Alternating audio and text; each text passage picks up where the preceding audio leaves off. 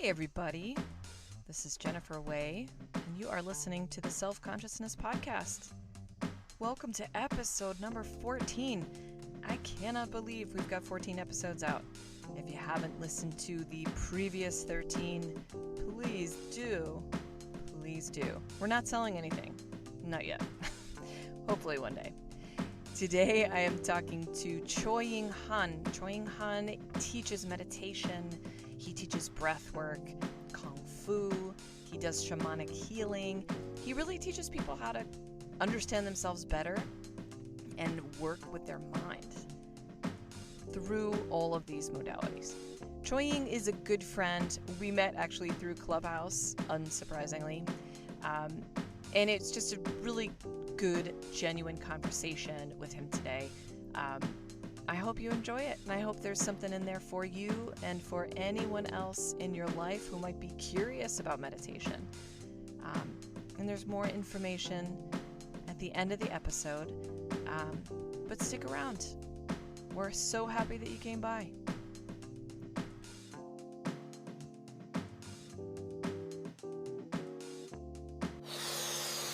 Welcome, Choying Han, to the Self-Consciousness Podcast. I'm so excited to talk to you today. So I'd love for you to just introduce yourself and tell our listeners who you are and what you do. Hey, thank you, Jennifer Wade, and I'm Choying, and what I do is really coach, teach meditations. I think keep it simple, right? Yeah. So I met you on Clubhouse, which is interesting because I'm definitely considering leaving now. Okay. Have you been on lately? No, I haven't. Thanks for asking that. I met you in Clubhouse because I was leaving one platform, which is Facebook, but then in a way, it's like, well, how do I learn or grow or share? And somehow a friend of mine sent it to me. I didn't know what it was, so I signed up. And kind of like was interesting because I realized that there's something for me to learn, which there was a very nervous and a little bit fear about really public speaking because Clubhouse was everyone's in there just talking. Yeah. Yeah. So I took that opportunity and I basically go in there and practice. And once I kind of learned the ability to navigate that part of integrating for me, then it becomes kind of like it faded away. It didn't really give me that strong essence. I still on there. In a way, I'm just kind of killing time with it. Yeah. Yeah. Yeah, no, I mean like I feel like I feel like you came in with such a good and noble goal. I think it was and it was interesting to me because I sort of felt the same thing, but I think what I started to feel was that I was like kidding myself because I would find what I would discover in there in terms of like learning would always be like social awkwardness. So I think that was the thing that I was learning and kind of the type of people that I click with and also the type of people that I think I click with, but I actually don't. No, I hear you. There's also a lot of triggers going on. It's just like any other social media platform, Yeah. people that we align with. I totally align with a lot of people out there, sharing, and we all sharing some kind of message, sharing a lot of things that what we doing. It could be marketing, promotions, or many people might be just isolate themselves, so they need someone to talk to or to listen. So it's a really great platform. Yeah. But Yeah. I guess maybe I introduce a little bit more about myself, what I do. Yeah, please. So in my journey, I'm really really, bad at interviewing, by the way. You no, can that's start over. okay. I love it, and I don't like to talk about myself, right? Well, that's why you're here. You're totally here because I want you to talk about yourself. And I want you to tell me your journey. And I know that this involves being at a monastery. Yeah. Am I right? So I'd love for you to talk more. Okay. I don't even know where to begin, but I would tell you more of a healing process that was trying to understand why I didn't have a voice. Every time I speak, and even from very young to an adult life, several years ago, even to now, speaking from a heart space, it seems like nobody was listening. I can talk.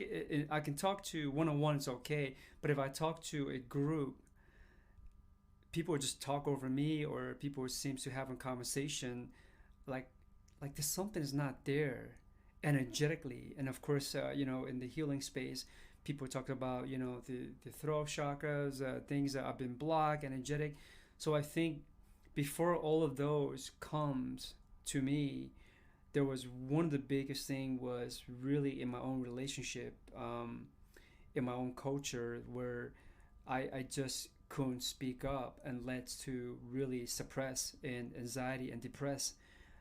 Then things that I truly want to do, I'm always a person that curious with opportunities, whether it's a business, doing things to make money, or learning new things, applying new things that comes out, whether it's technologies, and I just want to do this. I just there's this inner belief in me, in my own belief system, that I can create something from within without all of these so-called guru or all of these sell secrets, how to be successful, how to do something outside, but internally there was this inside thing that is moving energetically, but also a lot of fear, a lot of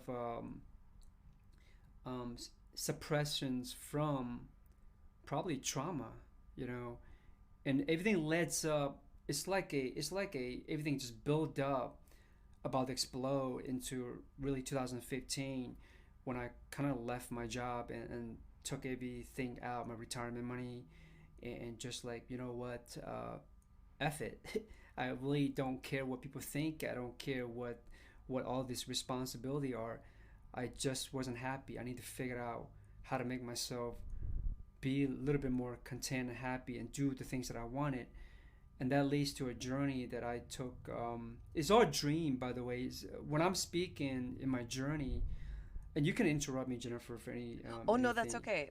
I actually read today on how to do a podcast, and it said don't interrupt people when they're speaking. That's Wait, what don't we? Did I learn that in Clubhouse too? I don't know. I don't know, but I was like, because I wanted to say like, yeah, uh-huh, totally, like those kinds of things that I always say.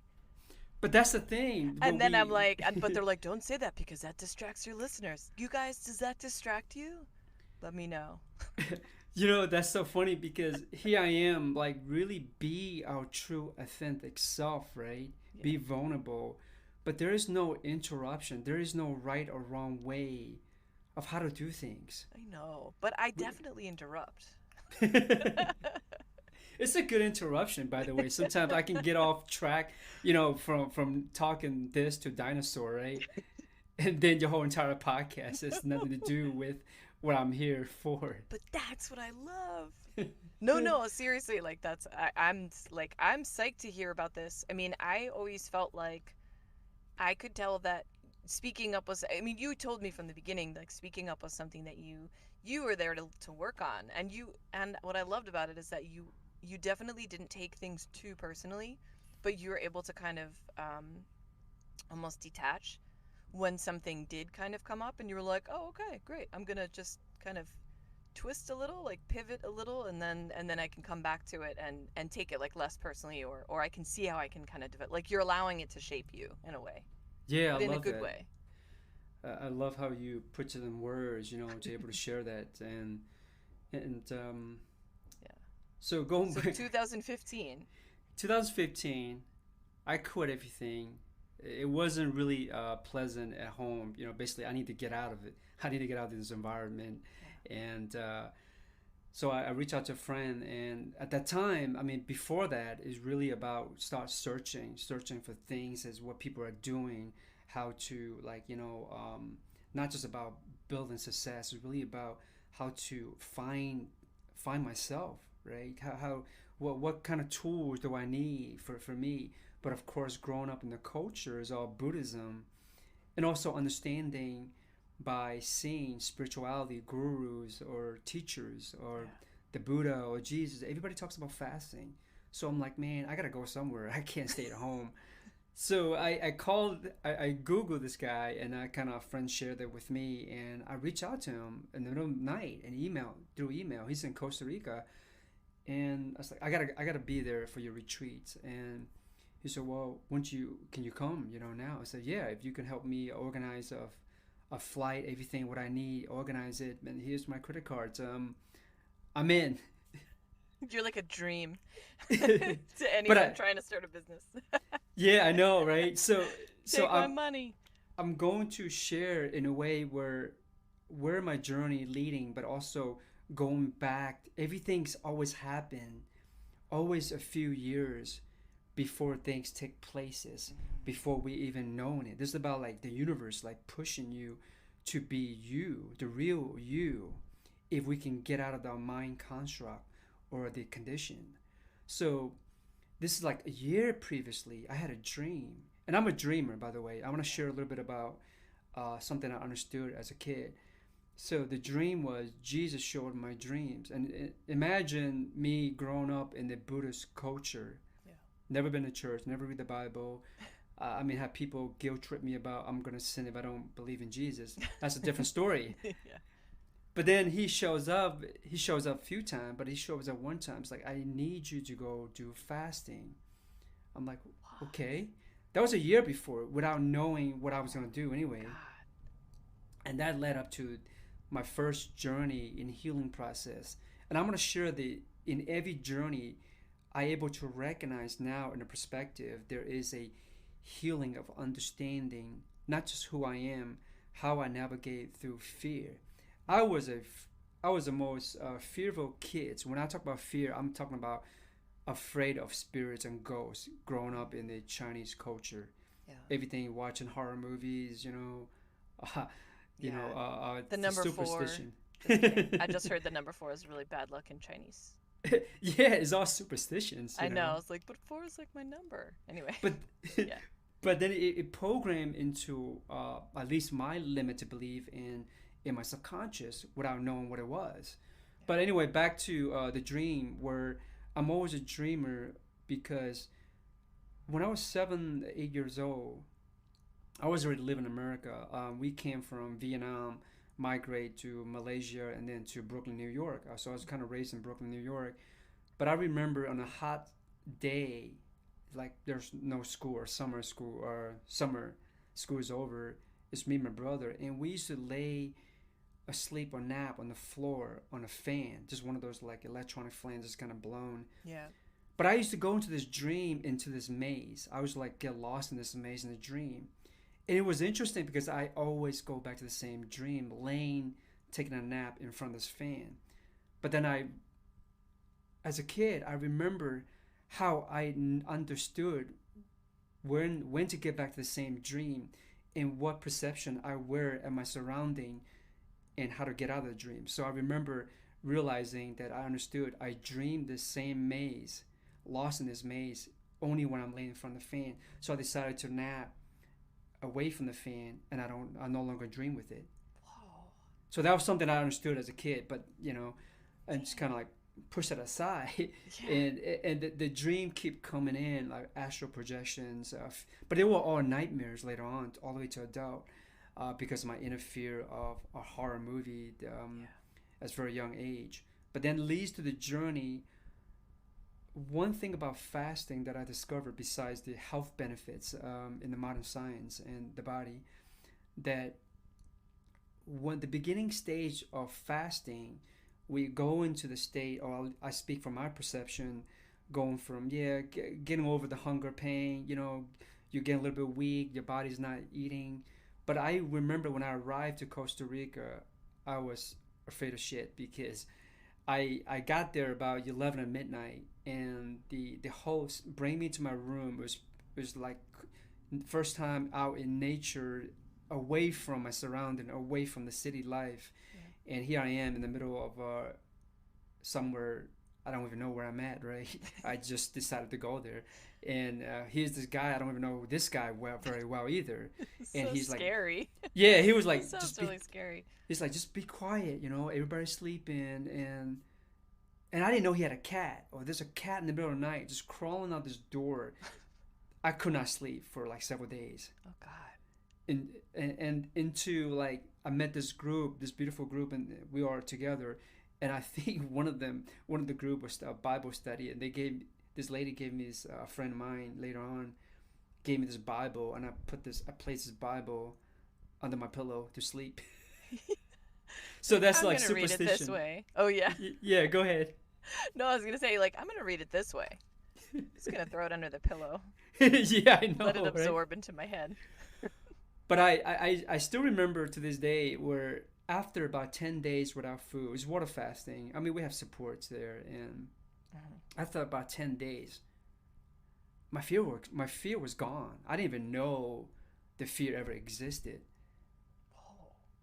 Right? So I didn't even think of it at the time. I was just like, okay, I'm still here, and I didn't think much about anything about life either. Just being there, really think about food. Yeah. And Tends to narrow the focus. and I remember when we come out of like 21 days, at least for my days, people are there longer and different days, and we introduce with food, the ego, the mind comes back, and then I remember myself and talking to other people. There's only a few of us left there, and we were talking about why is this host not giving us more food or giving one person more food. Whoa. Wait, how many days did you fast for? What I did it fast end up for being? 21 days. Holy crap. Yeah, it's actually not that bad from people I know that was fast for 40, 50 days. Oh my God. Yeah, so that's a journey that's incredible. I always tell people that if you're going through some kind of healing crisis, of course you contact your doctors and go to the medical field and study. But go to a Spoken retreat like a professional. Yeah, I know, right? I'm trying to make Don't. sure I'm speaking Yeah, like I know, one now. right? But Yeah. but anyway, yeah, the fasting is So they were incredible holding back healing. food, and you guys were like, "Wait, why is he not giving us enough food?"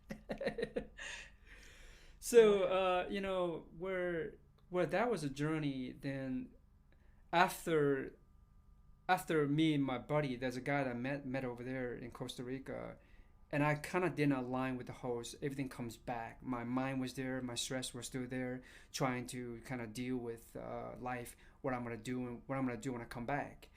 I think I actually kind of talked to this guy in the retreat that the host was.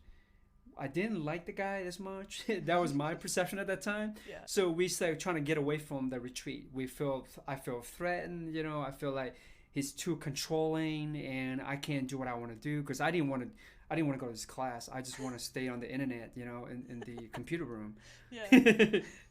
And it was just kept going and kept going. But it was a fun journey. Yeah. But really leading back to here, then I came back to the state. I wasn't integrating. I was just like trying to share with people. Man, this is the most beautiful experience. That there's more to life than just trying to do your everyday 9 to 5 jobs and stress yourself. By dropping this, I was just like, man, I'm free. And then, of course, I'm start getting a lot of feedbacks, a lot of people, families, like he's gone crazy. That was just kind of a little bit more than pissed me off. Yeah. But I already had an ayahuasca retreat in Peru a year before that, so all of this was taking place. So come back, I have maybe a month or two. I'm getting ready to go with a friend to Peru for ayahuasca retreat. That was another journey of awakening, of understanding. What I didn't realize at the time was I had this ability to communicate. I call Mother Ayahuasca to the plant spirits. I was always communicating. I was always working energetically, or she's working and healing me. At the same time, I was in the mind in the journey always communicate, asking questions, receiving things. But even that didn't give me any type of tool to integrate, because I come back to the state, I feel happy like a hippie, I wasn't working, so I was during daytime, I get out of my backyard, I'm just embracing the sun barefoot, in the suburb. I'm not cutting my grass, I'm not killing the weeds. So I'm just doing all this stuff. You're not and shaving. Exactly. But at that time, I just didn't understand. I still didn't understand much either. I'm just a little bit more happy than I were. But I was still also applying how to make money, how to continue this without going back to work, even though I was being pushed or being wasn't really being supported in my relationship in my family. Everybody's waiting for me to get through this midlife crisis, and eventually he'll find a job. Yeah. So I just won't do it. And I was like, anytime I get a reminder from families that I need to get a job, I kind of internally extend that longer, not getting a job. That's like the easiest way for your brain to go, nope, as soon as someone asks you. So as I come back with that retreat, I think kind of really applying the experience of what really do I want to do. I have a lot of things that I play with, where doing the internet marketing or website building, all this stuff was already learning over the years anyway. So I want to step out to be on my own without going back to the corporate. And with that, I end up continue with things that I hear about spirituality, people doing different modalities. First time I went to a group, a friend of mine introduced me to go to this little small group in the community. Hey man, they talk about spirit animals. So what is that? Yeah. So I went and joined and listened and trying to connect with it, talk to people who are very gifted already. And how did they become so gifted to read people, to see energy, to see aura, all this stuff? I was very interested in it. Mm-hmm. So I realized that, okay, so I don't have the same gift they do. So I need to learn how to read myself if I can see aura like they do. So it's like trying to battle or go within or understanding and still watching, observing everybody's different gift and try not to be competitive and try not to be, am I supposed to be this? Am I supposed to learn this? Am I supposed to teach this? And so when someone share with me something that they're doing outside the normal construct of society, like the 9 to 5, the corporate ladder, or the leadership, or the selling, when they talk about something that they can see internally, kind of like psychic or medium or reading, energetics, that's what I was very interested at. Because to me, this person has shown me something beyond the book knowledge. Yeah. Right? Because they just had to figure it out. Exactly. There's no encycloppedia. Exactly. Yeah. So I'm like, wait a minute here. I was never good at school. I was so suppressed. Same. And this is like being a childhood traumas, emotionally, physically abused because I wasn't good in school. Yeah. And education didn't really give me that the tools that I need, even though it got me to where I was with educations and corporate and jobs and stuff like that to pay the bill, but it didn't get me what I wanted. So I was always drawn when people say, I have this gift, you have this gift, right? I'm like, how do I tap into that? So I think as I continue the journey, then coming back from Peru, another major thing was relationships still continue, wasn't really working at home. And I finally fed up, and this is the biggest breakthrough I had, was I decided that I booked a one-way ticket to Nepal. I'm not coming back. I'm going to pack my laptop and a couple clothes, and I know I'm going to be cold, so I bring a nice jacket. And I searched 2 monastery. Then whoever responds to me first, it was a company that was advertising a meditation retreat in Nepal, in Kathmandu. she responded to me quickly, and I was like, I need to go ASAP. Here is my credit card. It's so funny. I booked, packed, and boom, that was an amazing journey So looking that back. was first it was Peru, then Nepal, and then you did Costa Rica. No, it was Costa Rica first Oh, for Costa Rica was fasting, first. Okay. and then ayahuasca in Peru, Okay. So and then the Jesus was monastery. right. Well, there's more. There's more in dream states over the years. Now I understand. Now I can interpret my dreams from Yeah. subconscious healing, and also from future or past. So I do teach people meditations. Really is how to awaken, not just in this life of reality. Awaken to reprogram your subconscious, and awaken and dream. Understand it and navigate through all that. Yeah. And use it like as a tool. Exactly. So tell me about Nepal. Was your coat warm enough? You know, I'm one of those guys. I'm one of those guys always, when people sell me something, I get excited and I purchase. So I went there to Nepal. I was in this beautiful hotel, and the first thing, some of the lesson was in every place that I stay. I'm not gonna mention, but at every place I stay, I get spirits attack me when I'm trying to sleep. Oh, Right? So I was that's trying to fucking understand. nice. I was like, what is this? You know, Gosh. what's going on? I was freaked out. I barely can sleep at night, and but I book when I booked when I booked the retreat, I also booked many other places to travel sightseeing. And when I got there, I forgot about the meditation in the monastery. I just went to along with the tour, and then I was this place in this little Pokhara. I think that's what it's called. Pokhara is like a little island sightseeing. People go there for trekking. So I walk into this travel company locally. I talked to people, and the guy sold me a trekking trip. 3 days up to the mountain and 2 days down, which is 5 days. Yeah. And I never tracked before. It's like it's so easy. The local people can track barefoot. So I paid for a guy to guide me up the mountain and just for a tour. But I think the first hour when I tracked, I kind of had this inner pain in the back of my knee. So I don't know when I actually injured it. I never remember, but I hiked the entire time with this pain. I was limping by the time I think it was the second day. Oh my God. So the tour guide that came with me, they carry. I only have one backpack, so I was like, no, it's my journey. I'm gonna carry myself. but then at some point he's like, let me carry for you because we are short in time. Oh shit. We need to get You're to slowing the us whole. down. Yeah, he's like, we need to get to the mountain before it gets dark.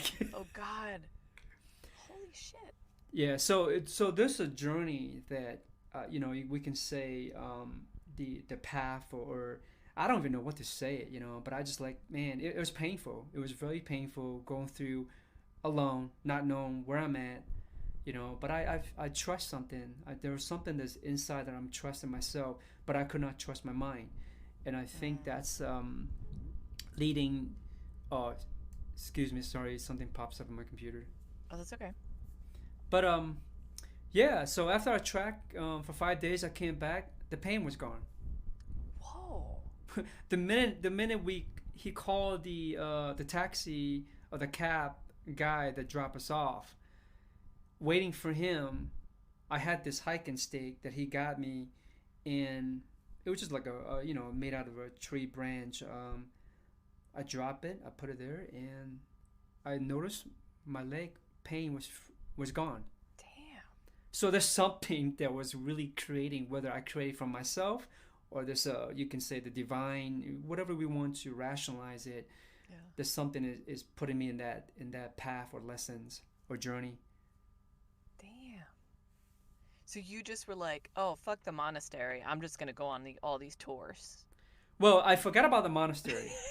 I came back and I have other tours too, right? Okay. And I went back to the hotel in Kathmandu, and I just relaxed. I'm like, man, after a week of tracking, I finally get to rest. Then the hotel manager said, hey, by the way, if you're ready, you can leave your big luggage. You can carry which little things you need. You have a retreat coming up, a 10 days retreat. I'm like, oh, okay, I forgot about it. Okay, you know. So I went up there. Of course, that was another learning. Actually, this is a little bit more fun because there was a group of people. It's like, I think we at the time we had about 180 people in this retreat, learn about Tibetan Buddhism and meditations, and just 10 days journey in the monastery. Yeah. That's amazing. That's really, yeah, Tibetan Buddhism. I did study that in college. I don't remember anything. That's okay. Yeah. I think I have very little knowledge or study with Tibetan Buddhism, um, compared to many people that I met and really practiced for 10, 20, 30, 40 years of Buddhism. But there was an inner knowing in myself, in the journeys, in readings, Akasha records, or tapping into dream states. I have many lifetime of understanding those knowledge. Yeah. So anytime I hear a teacher speaks of something, I read something, it's not like me trying to be, oh, I know this, but like, oh, well, I can take that information and able to relate the patterns that I had in my emotion and my thought process. Yeah. See, this is what I love about everything is that I think what I love that we have access now to, like, we're moving into a time period where more and more people have access to everything in their soul history and future, and everything in their, like, ancestral history. And it's just possible to pull through any knowledge that you have because you're tapped into, if you tap into it and you're able to access it, that Absolutely. it's like it's blowing up. I agree, Yeah. because I think that at least when I speak about meditations, or when I speak about Tibetan Buddhism, is all we can say is all through history and lineage of teachings, or they say the Buddha teaching, right? Yeah. It's all about the mind, right? The mind is always a conflict. It creates conflict because it's never truly who we are, the thought. Yeah. But then when we tap into the heart space, how do we tap to the unknown? Because your mind's always there, whether you know or you don't know. Yeah. It's always trying to tell you what to do. Yeah. But the heart is like, no, I'm feeling good if I want to go here. And then the mind goes back to, no, let me tell you why you shouldn't do that. Yeah, I know, right? Let me tell you all the reason. Let me tell you every single reason. So, Yeah. is this when your meditation practice started, would you say? I would say yes. I would say, I tell people that meditation never came about because part of my other journey was actually in my 30s, 32 or 33. I decided to take Kung Fu. Mm. I was like, man, this is something I want to do as a kid, so I'm going to do it. Yeah. I want to build some confidence. Maybe I want to fight. Trust me, the guys that say that I'm here to learn Kung Fu or martial art, not for fighting, you're lying to yourself. Deep down, you really want to fight, right? Whether you're Yeah. good at it or not, it's a different You've story. seen a couple of Bruce Lee movies. You know what it's about. Yeah, but I do respect the art itself because it doesn't matter which art or lineage it is. There is some components of building the confidence Mm-hmm. in the external layers, and there's a internal building components with the body mechanics. Yeah. But I did that, and back to meditations, it never came about even into the monastery. There was something else continued to show up in my life, not on the outside, but in back to the dream journey, back to message, back to trusting. I'm supposed to teach meditations. it wasn't like a voice or spirit guy or angel say, hey, by the way, I need you to teach meditation. Yeah. There was a very strong calling that I understand something, how to process my own emotions, navigating through it, and my own thought process. But I still didn't have the voice. I didn't have the confidence. I did not know how to express it in language, in words, to communicate. You're clairsentient. This is why. Oh, thank you. Because you feel, thank you. Just walking up to a stranger, excuse me, but you are claircognizant. Oh, thank you. What is that? Right? So clairsentience means you feel it. So you don't hear it, you don't see it, you're not getting messages, you're not getting people telling you, but there's an inner, it's just you feel it in your bones, you feel it in your body. This is what is true for me. Yes. Does that feel right? That is correct. And you're clairsentient. That's what it means. It just means you get it through feeling as opposed to, maybe flashes in your mind, like pictures, or sounds in your ears, like thoughts. And it's funny when going back to the journey. It's the biggest one. Sorry. Is it the biggest one? It's the biggest one because it's the main thing that everything is kind of branched off from. Oh, okay. At least that's according to my guidance system. That's what I've been told. That it's the biggest one. I love it. Yeah. I think when we talk to each other or other people, there is some kind of the way we communicate with each other. Sometimes we want to recognize each other, to empower each other, so we can tap more into our gift. Yeah. Versus shutting each other down. I know. And that's what my journey was. My journey was everything was people keep shutting me down every time I share something, explain something. But even navigating through interacting with different communities, spiritual community or business community, we segment so many things. Yeah. Oh God, yeah. But then we lost. We're like, what am I supposed to do? Yeah. Right? This person say, show the world who you are. Be in your power. You're here to show it, your gift. And then you go to a different community or even Buddhism, no, you're supposed to be humble. Don't show that. Yeah. It's true. I mean, it's I feel like it's that peeling the layers of the onion. So it's like you get to that place where, oh, I don't have to say it anymore.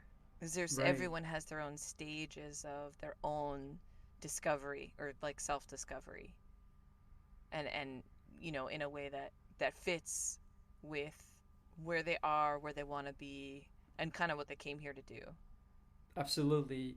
And I love the monastery because there is this internal love that I have for the theme, for the lineage, or for even the history of it.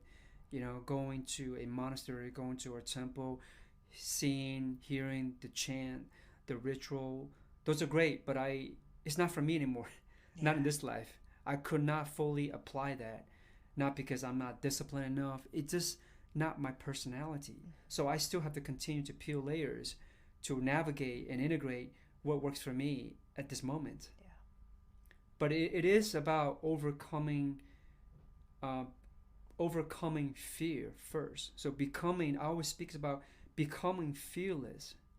Overcome the fear internally of allow myself to express that expression with the voice of vulnerability, and then it's easier to cultivate compassion, because I find it's in the opposite side, which is still good. There's nothing any good or bad, because if we hear, especially speaking from Buddhism, the root of it is really cultivate compassion.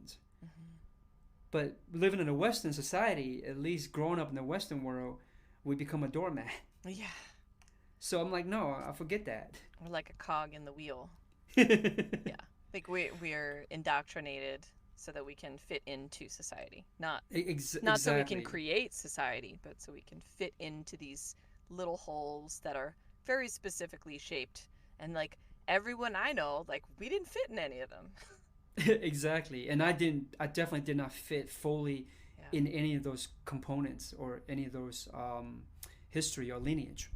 I fit some of it, but then what can I apply for me now? Shamanic journeys, plant spirits, and I call about teachers, plant spirits, medicine, nature. Yeah. Nature know more than who I am, but then I still can't get out of this mind constructs of what I want, what I don't want, but why do I still have this needing acceptance, get hurt by the rejection, shame, fear, all of these emotions. And psychology didn't work for me because I don't want to read. I don't want to, because it just reading something is like taking a definitions of vocabulary and study a dictionaries. It's not fun. No, it's not. Yeah. So doesn't stick. Exactly, it doesn't stick at all. And so I'm like, here I am. I know my personality. At least I think I do. But this is what I'd enjoy.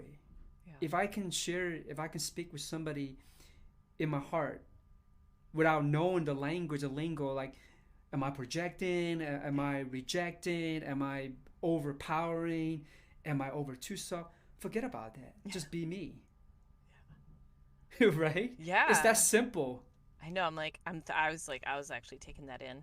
I was like, oh, I should just be me. I should stop apologizing. Because I listen to your podcast, and I love the way you share things, because you just being you.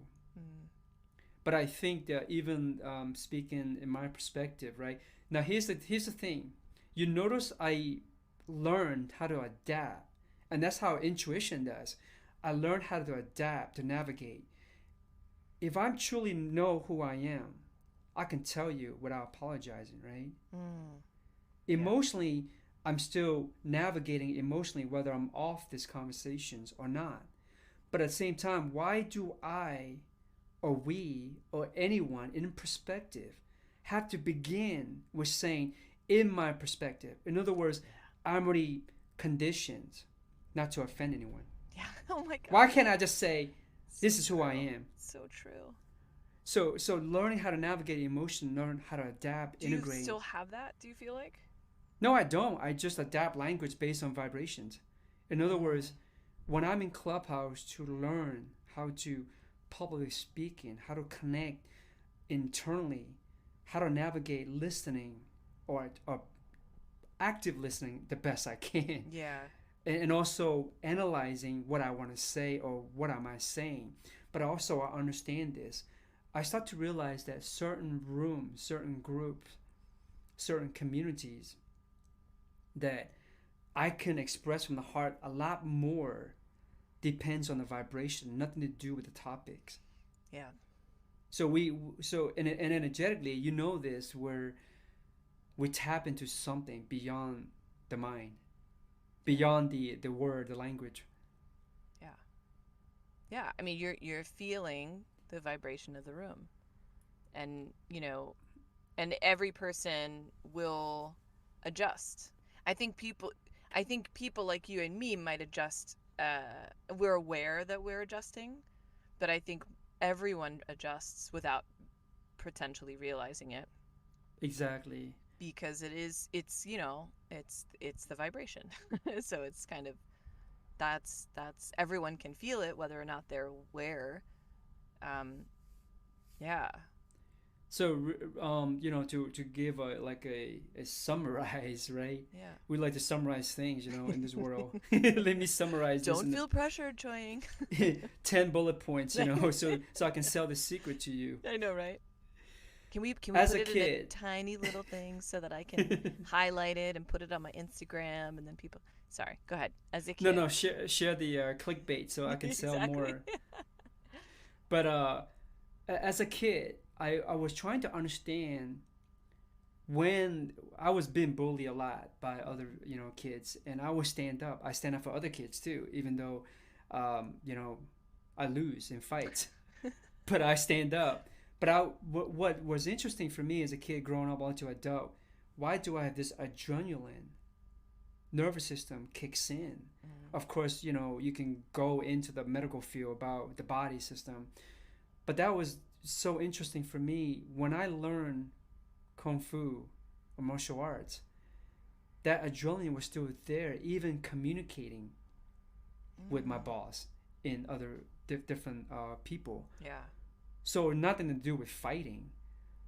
Yeah. And in Clubhouse, this is just recent, several months ago, I got into Clubhouse to take the opportunity to public speak because everybody was talking in the voice. Yeah. And I'm sitting, if I'm actually sitting, able to ground myself like in a meditation posture, that I'm watching and observing this inner energy was still there. Mm-hmm. Even through all this journey, how to navigate through things, Yeah. and more become fearless. Still But then it was comes still up. there. Yeah.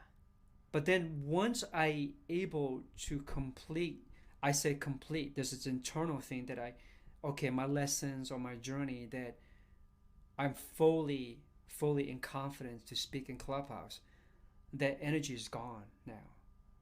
Yeah. I'm fully can speak anywhere publicly. Not saying the nervous system is not there, it's part of the body, but that's this inner guts, energetically, adrenaline is gone. That's amazing. So So you this don't is feel that yeah. now. I don't feel that at all. Oh, I've speak to you how I would speak to on and off podcast or audio. Yeah. Yeah. Because you're just drilling down into the most real you. Exactly. Yeah. Not worry about what kind of question you ask me. Not worry about saying the right or wrong thing. Not worry about what people would see and view when they hear this. Yeah. You know, it's gone. So nice. Yeah. I mean, I think I spent so long worrying about what people were thinking that I just got to the age where everything in my body was like, nope. I wasted too much time. Like I cannot spend any more energy worrying about how I'm perceived. But like you said, I still get that sort of like sweaty and like nervousness if I'm in a room and I feel, although not as much as in the beginning, I think, though. But I've found I have to actually completely stop with Clubhouse. I don't know. I think Well, I've found the wrong people. when I hear you, you have a lot of confidence. Mm. You know, you speak who you are. You don't hide the construct of label. Yeah. You know, that's the beauty about, I think, all of us who are in this spiritual being, or tapping into our own inner knowing and intuitions in the heart space. Yeah. It's more authentic that way. Yeah. Yeah. I feel like where I'm getting tripped up, though, is I am seeing rooms or hearing people who feel like I feel like there's a vibration. It's interesting. I think the best way I can describe it is sometimes I'll go into a room where there's a flow happening that I want to be a part of. So for me, if I trace that back, it goes back to kind of like being a kid as well, where I'm like, I want to be part of that group, or like, I want to be friends with them too. I like the way they're friending each other. You know, like it sounds, and then because I've immediately taken that perspective, I will always be the outsider because I've perceived it. It's almost like what you were saying. It's like I've perceived it in a certain way, in a certain context, looking at it as I am not part of this group. I want to be part of this group.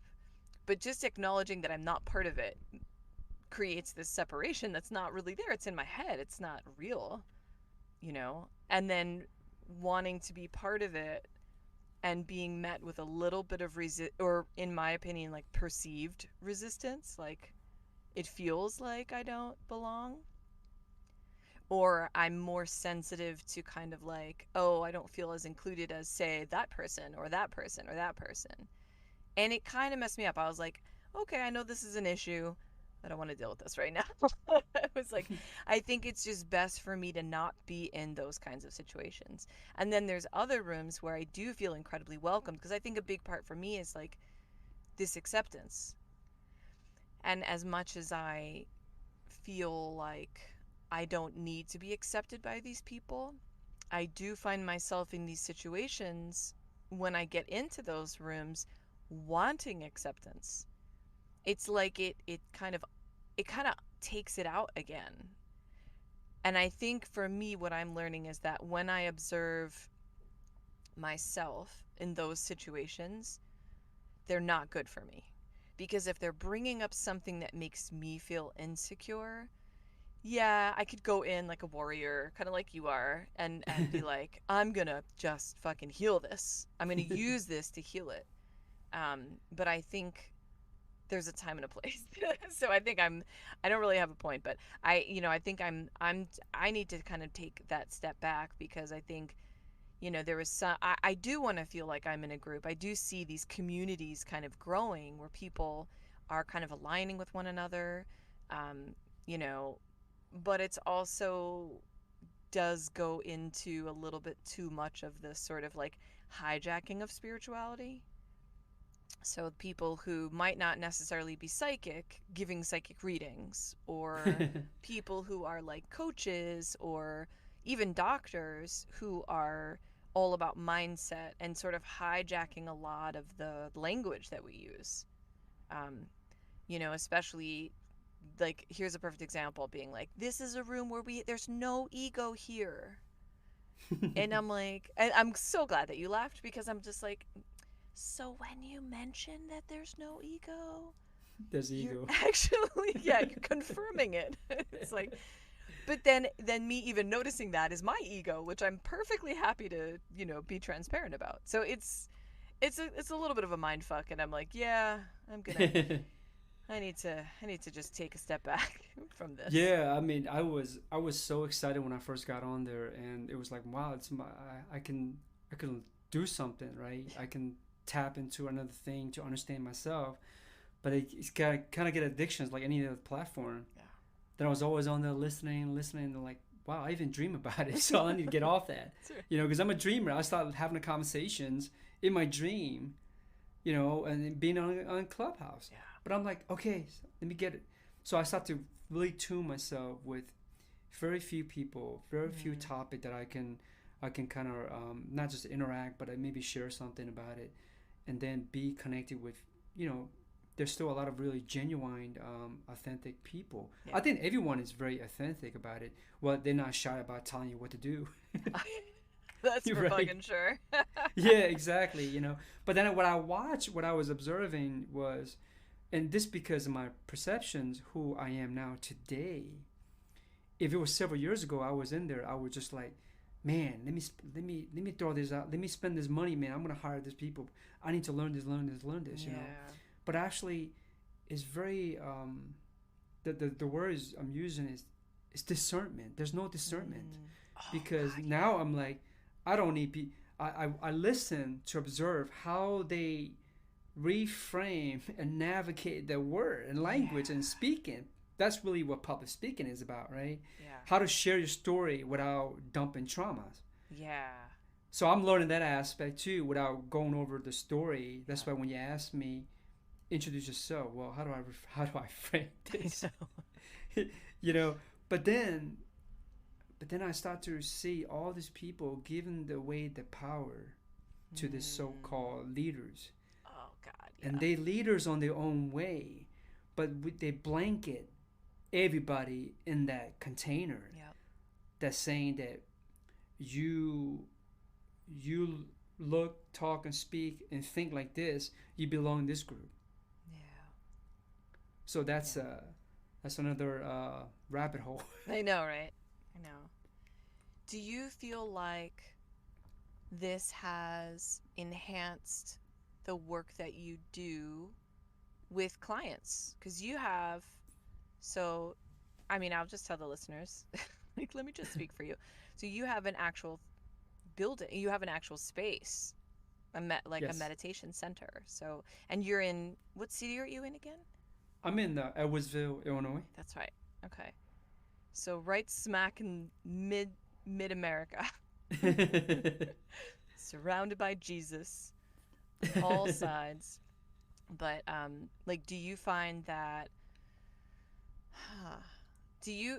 How has that been like navigating that sort of like opening up a meditation center and dealing with people? You and I have already pretty much talked about that, but Yeah, you know, I'd be like, open to share. yeah, like what is it like, kind of, um, or yeah, what is that experience like? So it's like, for me in my journey, when it's about almost 2 years now, I have actual space here locally and to teach meditations and kung fu. But one of the biggest lessons for me was that I didn't want to be seen. I prefer to do online coaching, online classes. I love dealing with people, especially international people all over the world. Mm-hmm. But I did not want to be seen in local communities. I didn't align with the way.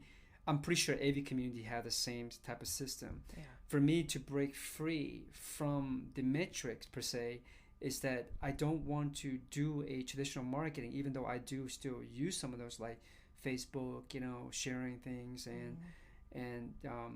I didn't want to spend the money on Chamber of Commerce, BNI. Yeah. To me, it's nothing wrong with that. It just, for me, is like, why am I? If I say I believe in who I am, I have this internal power, being experience, spirituality to bring in, to create and co-create, just with who I am in the mind. Or we talk about spiritual teachers talks about it all the time. So how many of us really truly embrace that? How many of us really cultivate that? But then if I'm here to share with someone, to empower somebody, how to connect to their emotion, the mind, and how to free themselves. But then I say, you cannot be success unless you go to Chamber of Commerce. Yeah. You cannot be success unless you do this kind of ads, Yeah. right? So I'm already restricted your being. Yeah. I'm already telling you that you are a powerful being, Jennifer. But by the way, you can never be successful unless you do 10 steps No. from society. So I choose to break it. So it was a hard journey. For me, a lot of great people came and support. A lot of people maybe not aligned because they want to help me. You got to do this. You got to go here. You got to go here. You got to. This is how you check with the competition. I don't believe in competition. I'm here to say we can learn and grow, especially with meditation. All you do is sitting together and maybe few communications, but how to tap inside, along with with shamanic work and drummings and vibrations and movements, the kung fu, whatever that aspect of mentality.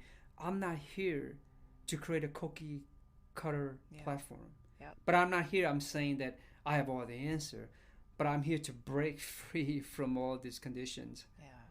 But it's not helping me if you're telling me I need to do this, is what society's been doing for 10 decades. Yeah. Right. Right. I mean, go ahead. No.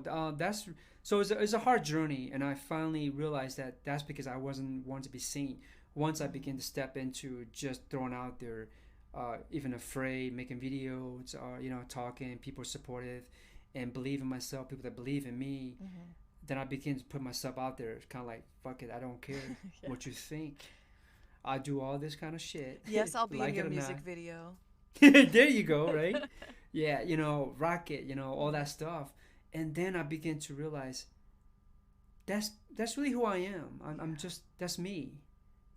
Yeah. But then I got a lot of judgment. I get a lot of people projecting. Yeah. Do you feel like when we were talking about power before, like, do you feel like you met a lot of people who kind of are very eager to give their power over to you? Give their power over me, or try to power over me? No, like give their power to you, like, okay, almost coming back to where you're like, where people are like, here, take my money. What do I need to do? Tell me, do it like A, B, C? Like, I find a lot of people need me to tell them what to do. And I'm like, oh, you're in the wrong spot. I agree with you, because I'm not the type of person that even though learning how to navigate with society is that here's my program, right? Here's what I teach, here's what I share. But also, I listen to them when they first communicate with me. Is that I don't really give you the answer. You're not gonna get any answer from meditation. But the guidance you're getting from me is not something that, I mean, step is part of the process, but that's not the step that because I achieve certain level in me to free myself, that step gonna work for you. Yeah. But together we work and navigate together, then you're able to experience your emotion, your thought process, so you can free yourself with it. Yeah. So I don't think they give away the power, but they're curious. Yeah. You know, we're always curious about things that someone able to tap into certain things, and they where they're at, like teaching or sharing, you know, or massive following, right? Yeah. Like, well, I'm curious, you know. So that, I think they're curious, not because I have a massive following. I tell people, like, I got 48 subscribers on my YouTube, man. You know, one is my daughter, one's my nephew, and they pull up and make fun of me, you know. They still do, you know. I'm like, that's the best thing ever. Yeah. I know what you mean. Yeah. But no, I don't think people give away the power. I do tell people that, you know, I'm not telling you this is the answer. I'm just telling you this is something that I was able to navigate through. Yeah. But I do recognize, as a human being, we all have the same patterns, and at least come to understand your own emotions and your mind, where your conscious or subconscious programming, Mm-hmm. and maybe there's traumas, maybe there's not, but there's a way to navigate to free ourselves from continue to do things society tells us what to do, that is putting us in this very limited space. Yeah. It's so deeply internalized. I think that's what's hard for people to realize. It's even hard for me to realize. I heard someone say something that, like, just feeling like I want to feel productive, that's really like this, that's internalized capitalism. And like it really is, because it's like we do feel this pressure to constantly be on, and I mean, obviously people need incomes and things like that, but I mean, hopefully we're getting to a place where people understand, people are making so much money. Like, it's excess, man. Like, you don't need billions of dollars. I mean, what do it's like, and people, meanwhile, have 3 jobs. It's like, this stuff is not working. Like, it's just not working. Exactly. And for me, it's not to keep applying and accumulate things that doesn't work for me. Yep. As a matter of fact, sleeping is probably the most productive thing I've ever done for healing. It's true. It's true. And it's hard to get a good night's sleep. Yeah, I mean, I think I do feel that pressure. I think one of the things is, like, obviously socially, we're at a weird space just in existence right now. Like, we've gone through COVID, everything's changed. Everyone has to kind of start waking up. And if they don't, they're just going to experience a lot of suffering, usually. So it's interesting to me to experience other sort of social media platforms where people are getting that social hit because they've been so separate for so long. Right. And they're getting that sort of social experience again. And you do hear a lot more, I feel like you do hear a lot more compassion. But it's also like you have to be wary of it, because a lot of it is not real. And a lot of it is really just like, these are people's strategies for selling. It's a very surface level of Yeah. love and compassion. It's like the love and light. Yeah. you gotta own your deep shadow, your angers, your emotions, your hate. You gotta own those, and how to navigate and free those within. Yeah. I mean, there's a lot of that, like just being super positive, and then that group, the people who are really just manipulating people with the language to sell stuff absolutely. to them. It's like, then they get very hip to it, and they're like, oh, how do we conquer toxic positivity? And I'm like, wait, whoa, where is, you guys are moving really quickly, but you're not getting to the bottom of it. It just feels like, but at the same time, I also feel like I I like to make fun of it, but I also know that it doesn't help me to judge them. I mean, everyone's at their own point in their own journey of if they even want to wake up. Not everybody wants to wake up. Some people just want to make a ton of money No, I and totally agree. manifest like 3 houses and a boat. And it's I like, totally agree. I You don't know, know. it's I feel like I'm hoping that people understand we could actually create something really great and we can take care of one another instead of having 3 houses and a boat. I mean, maybe we give one of those houses away to someone who actually doesn't have one because there's so many of them. I mean, I guess the hope for me is that like people learn to steer towards true compassion and true cooperation with this stuff and learn how to kind of separate out what is just being sold to you. you know, the true compassion for me is really be in your own power that it's okay to say no to people, Yeah. Oh God, right? yeah. I'm happy where I'm at now because I have my own tool that I can be away from people. That's true love and true compassion. I don't have to explain to anybody anything. Yeah. The more I explain, the more I get in trouble with the mind. It's so true. I know. God. I've been it's interesting to hang out now. Like I've seen there's a couple of friends that I have that I've seen a lot in the last week, and every time we're together it's like something has shifted. Like I feel like we've all, because these are also people who are doing the work, people who Right. are in the sort of, you know, looking at shadows, doing the healing, doing what's necessary. And we are, when we're together, I notice that like socially I don't feel drained normally because I would be putting on so many masks, which is funny because now we actually have to wear masks. But it's like I would have so much, I would put so much energy into being everyone, like what everyone liked, that I just kind of became a hermit for like a really long time and I'm a really bad friend. And then, just kind of coming back out of that and finding people that I align with. And then when I actually spend time with them, like out in like the woods or something, it's like we have become so psychically connected, in a way that like not even a couple of months ago I was feeling, where it's like it's just so great to find people who you vibe with. Ugh, I don't want to use the word, but it's just becoming more and more important to find people that really understand you, because once you guys see each other, like really see each other, because you're seeing yourself better and they're seeing themselves better.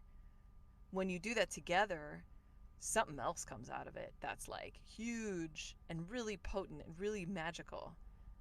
And I just hope that, as things sort of, I was like, as the weather warms up, I mean, as the COVID goes away, as people start coming out of their lockdowns, um, it's just so fascinating to me how everyone's going to relate to one another. Um, yeah, and I just fucking hope people really learn how to like turn off the news already. Like turn off the TV.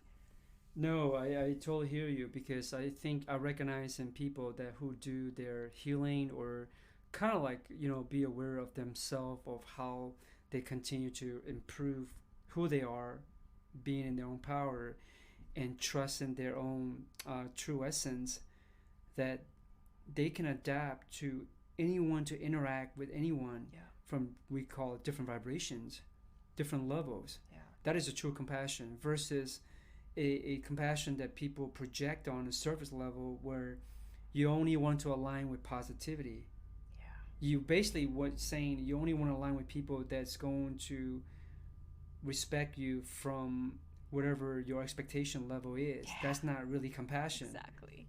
That's just like here's a sarcasm, and not even sarcasm. I'm gonna say it right up front. People, when I was going through my journey, when I share my story or when I share something, few people, say I'm escaping. Mm. Whether I was leaving my family, whether I was leaving my job, escaping. But let me tell you now, if they listen to this, is that everyone is escaping something, especially we numb ourselves from with entertainment. Right? I'm a big movie fan too, you know, so that's entertainment. But I say at least I've come back to the tool to allow me to reflect what's going on with me, with my emotions and my mind, and that's really my work.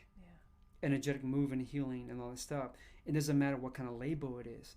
Can we sit together to be loving each other without the judgment that you can do what you want to do without harming yourself and others? And that is true compassion versus the escaping that people are using is a label that they learn through the constructs of conditioning or their degree. You don't fit in this box, and this is the reason why, and this is why you're escaping. But I'm like, well, you know, sorry, I'm free, but you're not. Right? Why I we know go you to are, but argue what am about I? it? No. Exactly, right? Well, that's why you buy my program. Just kidding. I know, right? I know. By the way, where can we find your program? No, I'm just kidding.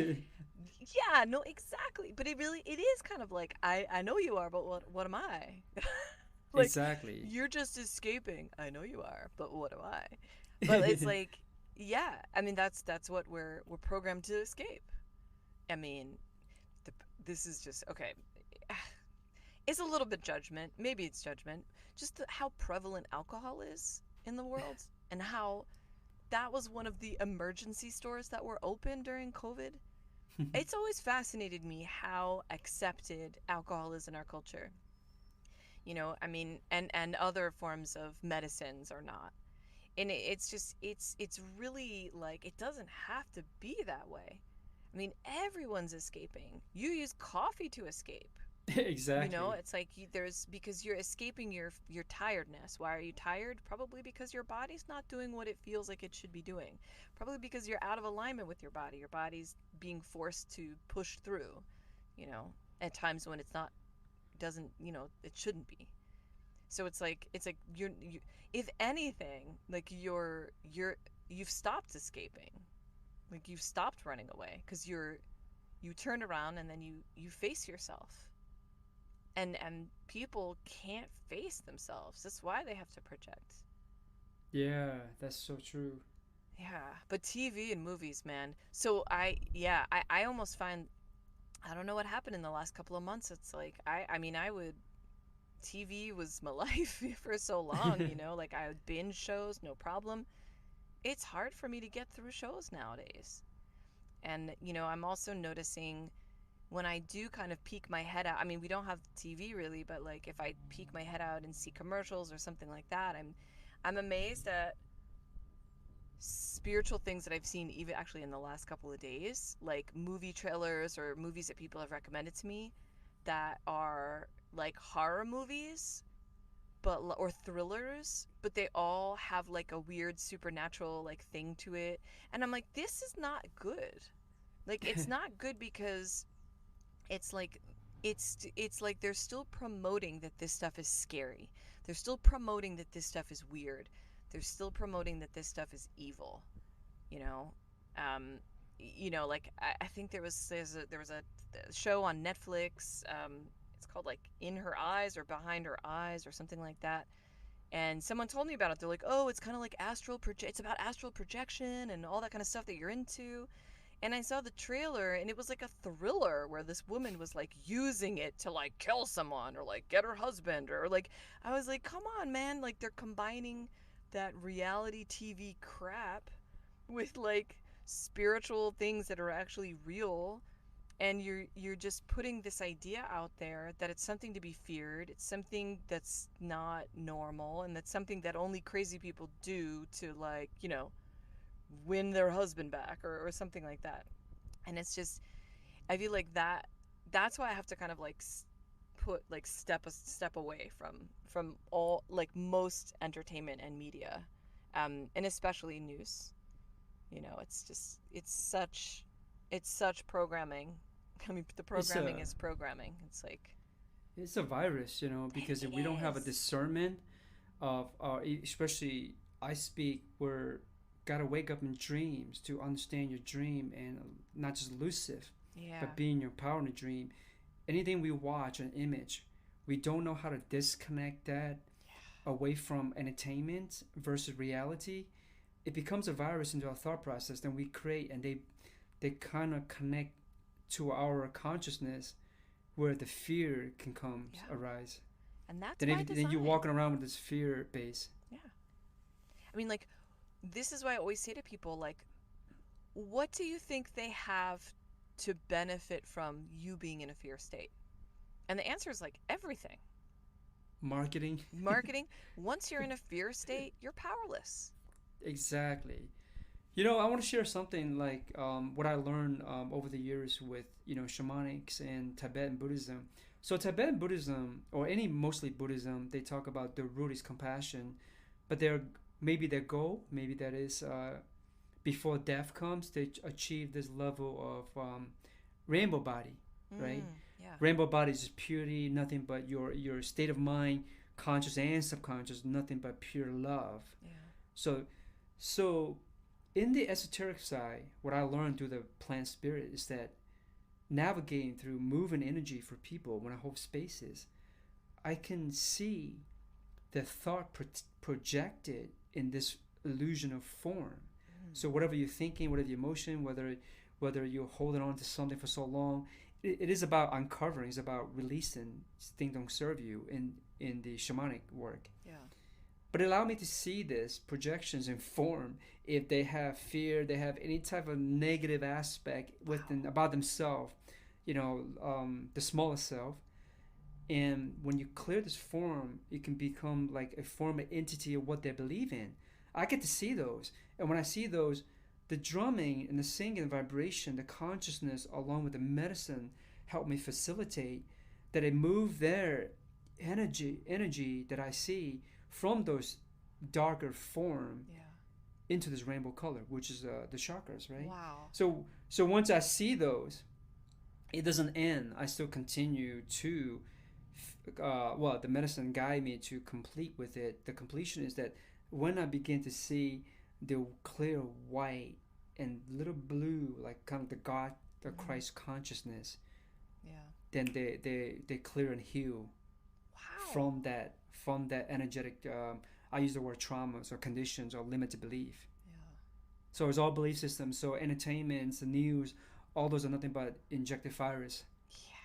Fuck yeah. Right, but they're selling us and we buy into it. Yeah. We do. And that's the escape. What's that? That's the escape. Exactly. So when people use any type of labels, word, the beauty now that I recognize in my gift is that I don't have a big vocabulary. I think my English grammars and vocabulary is probably, I don't know what level it is, but it's very grade school level. It allows me to totally tune in my emotions and thoughts. That's huge. Right. So when I speak in Clubhouse, I'm only adapting to words, and I look it up, like what people are talking about, with what title, what language. For example, like this room with imposter syndrome. Oh yeah, I remember that. I was like, what does that mean? So I'll look it up what it means. So I kind of understand. And I went in there and just speak about my perceptions, what I understood, what that is. It was actually the opposite. I wasn't in the imposter syndrome. It was people with degree and certifications had this imposter syndrome, did not like what I was teaching because I can help them, but they don't want to pay for it because I don't have the degree. So they got the insecurity. Oh, fuck yeah. Imposter syndrome. Yeah. Right? So I'm like, well, I'm free. Welcome. I know. God, like what the... I feel that way too. Like this... It's like you get the certification and, you're doing the work, but you're essentially paying for it. And like we all know that you buy your diploma, you buy your degree, you buy your certification. And of course you're doing the actual work, but like people do that knowledge then becomes static. Like I think for me, it's like that was never a possibility. I couldn't wait to get away from school. Yeah, same here. It's so funny. Like when you were talking before, I remembered I was deaf when I was a kid. Not for a long time, but for a couple of months. Because I had a lot of ear infections. and the doctor told my mom that I was reading lips. And I don't know why that just popped in when you were talking before, and I think it was about sensing and like sensing a vibration. I think that's probably why I became super sensitive, because I became highly aware. Or you were I'm talking the about same language. way. Yeah, like I became really very perceptive, like super perceptive, and kind of like how, just super sensitive. It comes up because I'm actually the same way. As a kid, I have a lot of ear infections No way. from swimming, so I had surgery, Same. so I lost a hearing, right? No way. Yes. So I remember as a kid, the school, not the school, the nurse or the doctors were. I have a choice where I can go to a very special school district with kids in the same who are in hearing aids. I decided like, no, I want to be in a public school like everybody else. Yeah. That's so interesting. That's it speaks something about where when we lose one sense, we tap into other sense bigger. Yeah. Now I feel like anyone I talk to who's in this work, I'm going to be asking them that question. Did you by any chance have a hearing issue when you were little? That's so funny. But this has been so wonderful connecting with you, and I always love talking to you. So can you please let everybody know where they can find you? And I'll also include this in the show notes as well. Okay, well, thank you, Jennifer. Give me the honor to be here, connecting and speaking to your platform, your podcast, and just for you being who you are. I'm Choying, and you can find me at integrationmeditation.net. That's my website. It has pretty much all the stuff that I'm doing. Mostly, I just want to share that I do teach meditations, how to navigate through the mind in a very modern, basic, integratable, that you don't need any service level fancy stuff. Yeah. Yeah. So that's it. I'm just being myself, and thank you for being here with you, connect with you, and I don't have any more to say. I am complete. Oh yes, we have to say that. I'm done speaking. I'm done speaking. Choying, thank you so much as always. It was such a pleasure, and I'm sure we will have you on again.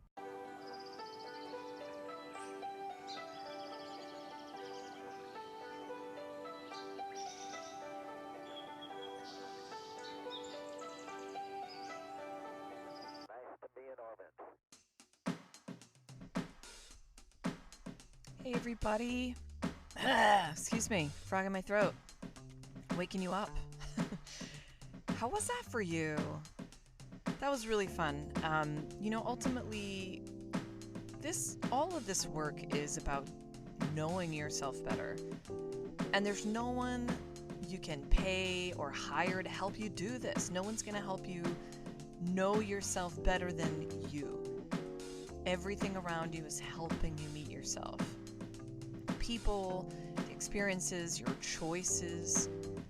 So really do you. Honor yourself. Honor what you actually want. Observe your thoughts. Observe your mind, and honor and process the emotions that your mind tends to dodge. It's just really important that we move into this next phase of life really being unapologetic about who we are. And it's so much fun just to be ourselves completely and with each other. So how do we live our lives as dreamers while also being down to earth?